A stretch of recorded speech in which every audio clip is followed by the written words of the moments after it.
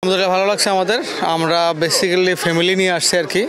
তো আমি আগে একটা ম্যাচ দেখছি, আমার কাছে খুবই ভালো লাগছে। আর আজকের ম্যাচটা যদি মনে করেন যে আজকে আরও দর্শক থাকতো, প্লাস এরা যদি রান ঠিক মতো করতে পারতো, মানে ফার্স্ট যখন ওরা রংপুর ঢাকা যখন ব্যাটিং করলো, তারা আসলে ভালো রান করতে পারে নাই। তারপরে ম্যাচটা মাশাআল্লাহ খুব সুন্দর হয়েছে।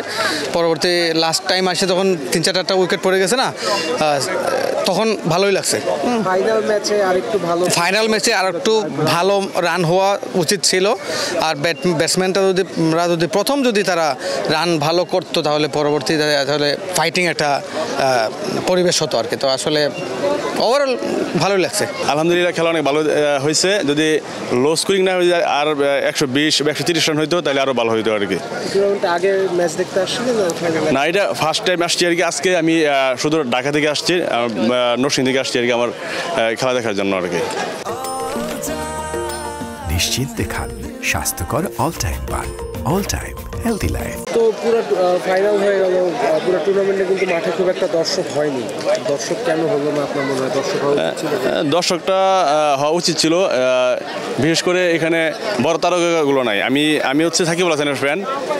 তামিম ইকবাল ছিল না, তারপর সৌম্য সরকার, সাবির রহমান, ওনারা থাকলে আরও ম্যাচটা অনেক জমতো আর কি।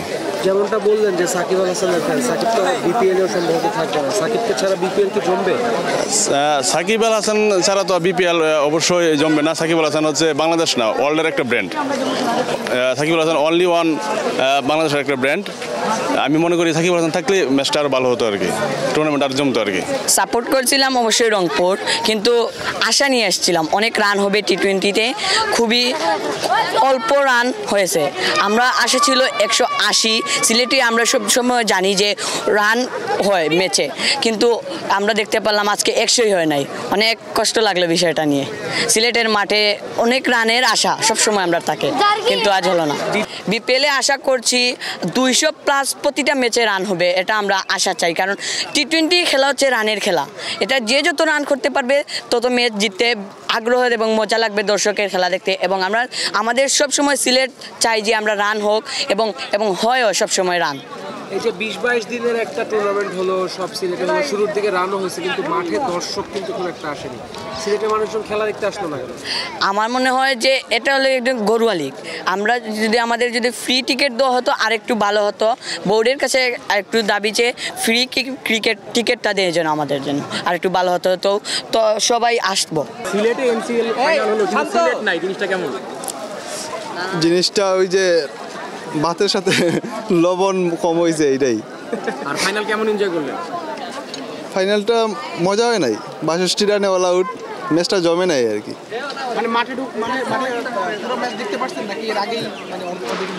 মানে আইসাই দেখি 5 উইকেট চলে গেছে। পরে ঢুকলাম, আবার 14 রানে আবার 4টা না 3টা গেল, 18 রানের ভিতরে 4টা গেল। খেলাটা জমাইছিল, পরে ঢাকা হয়তো মোমেন্টামটা ধরে রাখতে পারে নাই আর কি। এই ফাইনালের সাথে বাংলাদেশ দলের খেলার কিছুটা মিল আছে কিনা? হ্যাঁ, পুরোটাই মিল। ওই যে বাংলাদেশ আর এনসিএলটা মানে ভালোই হয়েছিল। এনসিএল মানে 200 আপ, মানে সবসময় রান হয়েছে। এই ফাইনাল ম্যাচে আইসা পাস করে এই 62 রানে অল আউট হয়ে যাওয়া। আবার সেকেন্ড যে টিম ছিল, ওই টিমটাও তো 5 উইকেট চলে গেল 30 রানের মধ্যে। 4 উইকেট তো 18 রানে ছিল। তো মোমেন্টাম ধরে রাখতে হলে ঢাকাও কিন্তু মানে ম্যাচ ধরে ফেলছিল।